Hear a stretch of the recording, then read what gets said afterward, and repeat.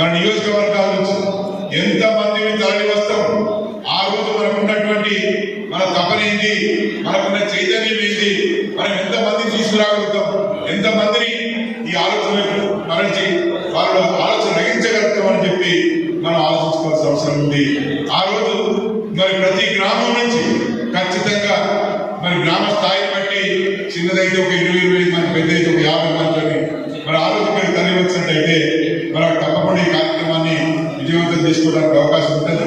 మరి ఇక్కడ జరిగిన విషయాలు కావచ్చు, మాట్లాడిన ప్రతి అంశం కావచ్చు, తిరిగి మన గ్రామాల చర్చ పెట్టాల్సిన అవసరం ఉంటుంది.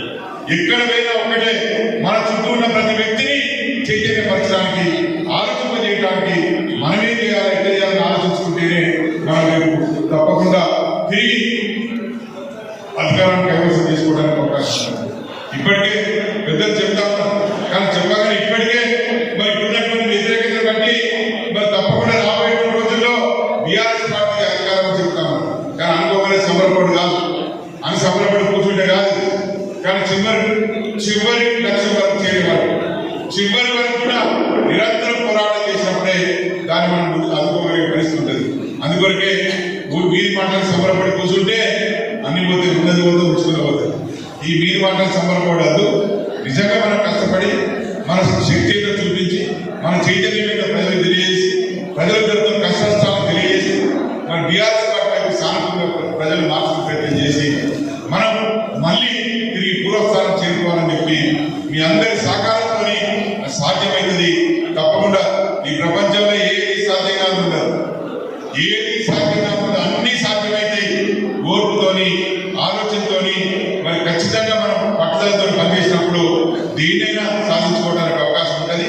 మరి మీ అందరి సహకారంతో మళ్ళీ తిరిగి ప్రజలు ఒప్పించి మెప్పించి ప్రజల ద్వారా తిరిగి మరి ప్రభుత్వాన్ని ఏర్పాటు చేసుకునే దిశగా, తిరిగి కేసీఆర్ గారిని ముఖ్యమంత్రి చేసే దిశగా మరి మనం అందరం పనిచేయాలని చెప్పి మీ అందరినీ కోరుతూ సెలవు. తెలంగాణ రాష్ట్ర సాధనలో కీలకమైనటువంటి ఘట్టాన్ని ఆవిష్కరించినటువంటి రోజు కాబట్టి ఇలా యావత్తు తెలంగాణ ప్రజలందరూ కూడా ఈ యొక్క దీక్షా దివస్లో పాల్గొని తెలంగాణ రాష్ట్రాన్ని సాధించినటువంటి గౌరవ ముఖ్యమంత్రి, మాజీ ముఖ్యమంత్రి కేసీఆర్ గారి ఉద్యమ కార్యాచరణను గుర్తు చేసుకుంటూ ముందుకు పోతున్నటువంటి ఈ యొక్క తరుణంలో దీక్షా దివాస్లో పెద్దపల్లి జిల్లాలో ఉన్నటువంటి ప్రతి ఉద్యమ నాయకులు, ప్రతి ఒక్క ప్రజాప్రతినిధులు, ప్రతి ఒక్కరు కూడా భాగస్వాములై దీక్షా దివాస్ను విజయవంతం చేయాలని కోరుతూ ఈ యొక్క కార్యక్రమం చర్చలు తీసుకోవాలి. కాబట్టి మీ అందరికీ తెలుసు అనేక ఉద్యమ కార్యక్రమాలు జరిగిన తెలంగాణ రాష్ట్ర ఏర్పాటు లెక్కకు లేదని ఒక వినూతన పద్ధతిలోనే ఈ తెలంగాణ ఉద్యమం జరిగింది. ఉద్యమంలో పాల్గొన్న వాళ్ళకు కూడా ఆనాడు కేసీఆర్ గారు చెప్పినట్టు ఒక్క రక్తపు చుక్క కింద పడకుండా, ఒక్క ప్రాణ నష్టం కాకుండా శాంతియుతమైనటువంటి పద్ధతులలో ఉద్యమాన్ని కూడా ఆ రోజు అదే విధంగా నడపడం మనందరికీ తెలుసు. అసలు వంటవాకు జరగని గ్రామం ఉన్నదా, మండలం ఉన్నదా, ఒక మనిషి కదిలి రాని జై తెలంగాణ అన్నటువంటి మనిషి ఉన్నాడా? అంత గొప్పగా ఉద్యమ నిర్మాణాన్ని చేసినటువంటి నాయకుడు కేసీఆర్ గారు. కొన్ని సంఘటనలు అయితే మళ్ళీ కూడా మనం మాట్లాడుకుంటాం, కానీ మనం చేసేటువంటి ఇక్కడ చేసే పోరాటం ఢిల్లీ పెద్దలకు తెలవాలనే ఉద్దేశంతో 2003లో అనుకున్న బహుశా 1000 కార్లతోటి కారు ర్యాలీపోయినాం ఢిల్లీలో 3 రోజులు. వాస్తవంగా అదొక అద్భుతం. 1000 మంది అంటే కారు ర్యాలీ లెక్క పెట్టుకుంటే 5000 మంది. ఈ 5000 మంది ఏడు ఉండాలి, ఏడు పడుకోవాలి, ఏడు పొద్దున్నే కారు కృత్యాలు తీర్చుకోవాలి. ఇవన్నీ కూడా మళ్ళీ పోయిన సమయం కూడా చలికాలం. మరి అదొక సంఘటన. పాదయాత్రలు కావచ్చు, అదేవిధంగా రాజీవ్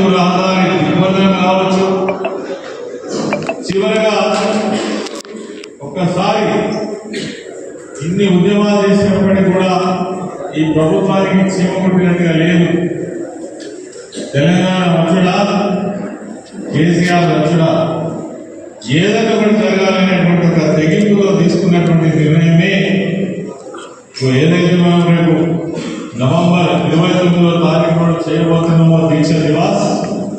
మరి ఆ దినాన్ని మళ్ళొకసారి స్మరించుకొని అసలు ఏం జరిగింది, దాని ఫలితం ఏ విధంగా ఉన్నది. నిజంగానే 29వ తారీఖు రోజు కరీంనగర్లో ఉన్నటువంటి కేసీఆర్ గారి ఆ తెలంగాణ భవన్ నుంచి బయలుదేరి వెళ్ళిన తర్వాత, అరెస్ట్ అయిన తర్వాత 9వ తారీఖు వరకు కూడా దీక్ష కంటిన్యూ చేస్తే 9వ తారీఖు రోజు కేంద్ర ప్రభుత్వమే తలకి దిగి వచ్చి తెలంగాణ రాష్ట్రాన్ని మేము ఏర్పాటు చేస్తున్నామని అధికారికంగా ప్రకటించినటువంటి విషయం మనందరికీ తెలుసు. మన చిన్న ప్రాంతం, చిన్న ఉద్యమం అయినప్పటికీ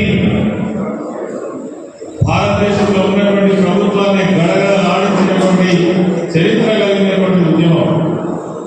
ఈ రాష్ట్రంలో ఉన్నటువంటి ప్రతి పార్టీని, ఆఖరికి ఎర్ర జిల్లాలో ఉన్నటువంటి పార్టీలు సిపిఐ కావచ్చు, సిపిఎం కావచ్చు, సిపిఐ ఎంఎల్ కావచ్చు,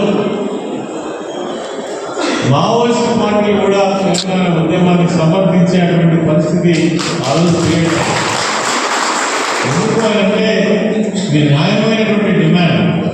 అనేక సంవత్సరాలుగా తెలంగాణ ప్రాంతం తల్లడిల్లినటువంటి ప్రాంతం.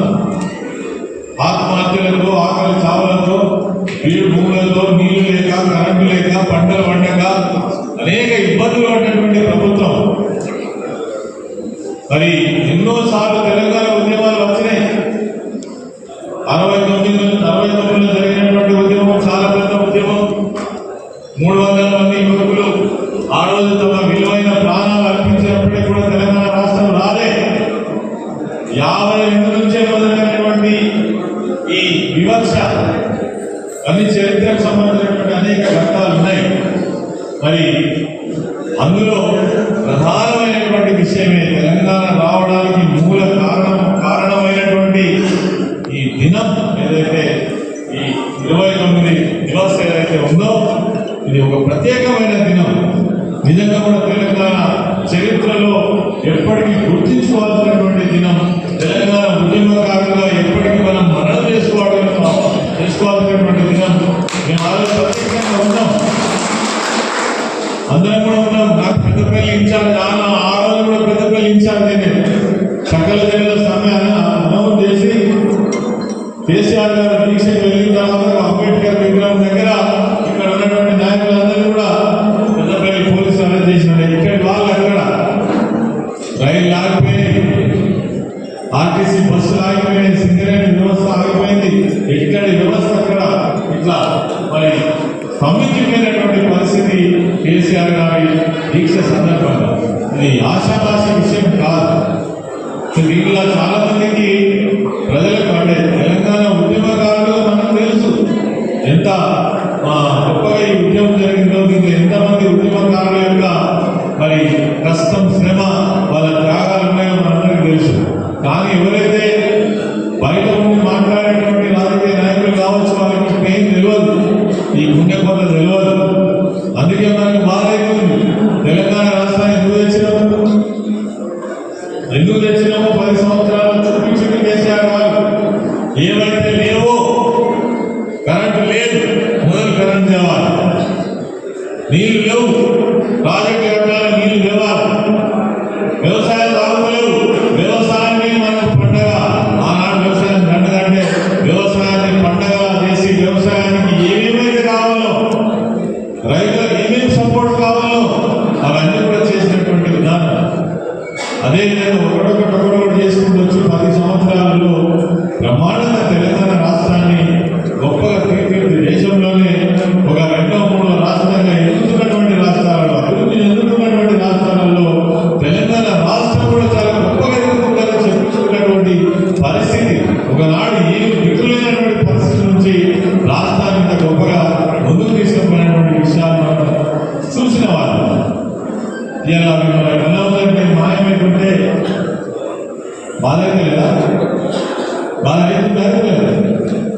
కార్యకర్తలుగా మనం నిజంగానే కొంతమందికి చాలా ఆవేదన ఉంటే ఉండవచ్చు. ఎందుకు అని అంటే ఎవరికి ఉండే ఆవేదన వాళ్ళకు ఉంటారు, దాని తప్పేం లేదు. దానికి కూడా కారణం ఉన్నది. 25 ఏళ్ల పాటు మీరే కదా, 14 ఏళ్ళ ఉద్యమంలో మీరేమంటే అదే, 10 ఏళ్ల పాటు అధికారంలో మీరే. కాబట్టి ఏమైందంటే పిల్లలు పెద్దవాళ్ళు పెళ్లిళ్ళని మీసాలే పిల్లలు పుట్టింది వాళ్ళు చెప్తే వినే పరిస్థితులు లేదు. నా సంగతి ఏంటనే కాడికి వచ్చింది. కాబట్టి కొంత నారాయణమైనటువంటి విషయాలు మనకు తెలుసు, కానీ అది లేదు సబ్జెక్ట్. కానీ ఇప్పుడు ఇవాళ ఏం జరుగుతుంది, ఒక సుశిక్షితులైనటువంటి ఉద్యమకారులుగా తెలంగాణ రావాలని కొట్లాడినటువంటి వాళ్ళుగా ఇవాళ జరుగుతున్నటువంటి దాన్ని మనం ఎవరైనా భరించగలుగుతామా? ఇదే కోరుకుందామా? ఎందుకోసమే తెలంగాణ రాష్ట్రాన్ని మనం సాధించుకోవాలని అనుకున్నామా? ఇందుకోసమైనా కేసీఆర్ గారి యొక్క త్యాగం నిజంగా కేసీఆర్ గారి ప్రాణమే పోతే ఇలా ఏమనుకుంటే దానికి తెగించి చావు రోడ్లు తలపెట్టినాడు కదా కేసీఆర్ గారు. ఇది ఆశించలేదు, మనం మాయమైపోయాలి. ఆశించింది ఏదో ఒకటి కూడా కనుచూపులకు కనపడతలేని ప్రభుత్వం అమలు చేస్తుందని అనుకోవట్లేదు. పైగా నిర్బంధం. ఇక్కడ ఉన్నటువంటి నాయకులందరూ ప్రత్యక్షంగా చూస్తున్నారు. మీరు మీ మండలాలలో, మీ గ్రామాలలో పోలీసు రాజ్యం అయిపోయింది. నిన్న జరిగిన సంఘటన వాకిడి అనేటువంటి ఊర్లో, ఒక రెసిడెన్షియల్ స్కూల్లో 62 మంది పిల్లలు విష భోజనం చేసి చేయడం ద్వారా 62 మంది అస్వస్థత అయితే, 3 సీరియస్ అయితే హైదరాబాద్ తీసుకుపోతే 21 రోజుల తర్వాత అమ్మాయిని చనిపోయినటువంటి విషయాన్ని ప్రజలకు కూడా తెలియకుండా, ఒకవేళ ప్రభుత్వం దృష్టికి వస్తే దీన్ని సరి చేసుకునేటువంటి విధానాన్ని కూడా చేయకుండా ఊరిని పోలీసు నిర్బంధం చేసి ఒక్క మనిషి కూడా ఇంటికి వెళ్ళకుండా ఇలా మార్కెట్లో జరుగుతున్నటువంటి పరిస్థితి. ఈ రోజే ఆ అమ్మాయి అంత్యక్రియలు జరుగుతున్నాయి. ఇంతకంటే దుర్మార్గం ఉండదాకుండా ఎమ్మెల్యే గోలక్ష్మి కూడా ఇందులో తాళ వేసి ఆమె నిర్బంధం చేశారు. ఒక నాయకుడు కూడా బయటకు వెళ్ళకుండా చేస్తున్నారు. ఏ సంగతిలో ఉన్నది? లగచంద్రనా? లేదంటే హైదరాబాద్ నగరంలో మీరు అధికారంలోకి వచ్చి పేదవాళ్ళ ఇల్లులు బట్టి పర్మిషన్లు ఉన్నా లేకుండా లెక్క లేకుండా ఇప్పటికే 100 ఇల్లులు బట్టి ఒక్కసారి మరి హైకోర్టు మొట్టిగా వేసిన తర్వాత ఆఫీలు కూలబట్టిన ఇల్లు సంగతి ఏంటి? వాళ్ళ భవిష్యత్తు ఏంటి? వాళ్ళు ఎవరు ఆదరించాలి? రోజు మొత్తంగా తిరగబోతుంది కదా. ఎక్కడ అసలు మీ ప్రభుత్వంలో ఏ ఒక్క విషయంలో ఇవయ్యాల వాటిలో కళ్ళాలలో ఉన్నవి మీ అందరికీ తెలుసు. అక్కడక్కడ కుప్పలు ఇస్తారు, 500 కుప్పలు. దేనికైనా ఇచ్చే కుప్పలు నువ్వు అన్ని రకాల వాటిలకు 500 బోధిస్తాను. ఇలా సన్న వాటికి ఇస్తాను, మళ్ళీ సన్నాయి వాటికి. దాని తర్వాత ఏంటి? 2220 రూపాయలేమో మద్దతు ధర. నువ్వు 5,500 కూపన్. ఎట్లయింది? 2,520 అంటే నీ ముఖానికి పోయిన సంవత్సరమే ప్రైవేట్ మిల్లర్లే 31,000కు 38,000 కొన్నారు. ఇలా తెలంగాణలోనే పరిస్థితి. రైతులు ఒక ఎకరానికి 400 నష్టపోతారు. అంటే ఒక క్వింటాల్ 400, ఒక ఎకరానికి 8,000 రూపాయల నష్టం జరుగుతుంది రైతుకు. దీనికోసమేనా తెలంగాణ తెచ్చుకున్నది? దీనికోసమేనా తెలంగాణ రాష్ట్రం కావాలని పోరాటం చేసింది? కేసీఆర్ గారు దీక్ష చేసింది దీనికోసమేనా? రోజు రోజుగా మంచి కావాలని కోరుకుంటాం కదా. సర్వనాశనం అయిపోయింది 5 సంవత్సరాలలో. ఏది కూడా ఆశకరం లేకుండానే జరుగుతుంది. అందుకోసమే కార్యకర్తలుగా, నాయకులుగా మన బాధ్యత, మన పార్టీని మనం ఉండడానికి ఏం గర్వంగా చెప్పుకున్నాం. మేము వచ్చినాకనే 2,000 పెన్షన్ ఇచ్చినటువంటి మొగోడు వీరుడు ఎవరన్నా ఈ దేశంలో ముఖ్యమంత్రి ఉన్నాడంటే రైతు బంధు ఊహించి రైతులకు పంట పెట్టుబడి సాయం చేసినటువంటి నాయకుడు ఎవరన్నా ఈ దేశంలో ఉన్నాడంటే ఆయన కేసీఆర్ మనం చెప్పుకున్నామా, చెప్పుకోలేదా? ఇట్లా